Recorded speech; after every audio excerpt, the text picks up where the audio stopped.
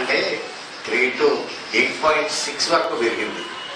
Apollo హాస్పిటల్లో, కాకినాడ హాస్పిటల్లో, Hyderabad hospital అన్నీ తిరిగేవాడిని. అన్నీ తిరిగితే లాభం లేదన్నాక తెలిసారు. అప్పుడు రాజుగారి గురించి మా అల్లుడు గురించి రాజుగారి గురించి చెప్తే అప్పుడు రాజుగారి దగ్గరికి పోతే వారం రోజుల్లో 1.1కి వచ్చింది. 6.8 నుంచి 1.1కి వచ్చింది. చాలా బాగుందండి. ఇంకోటి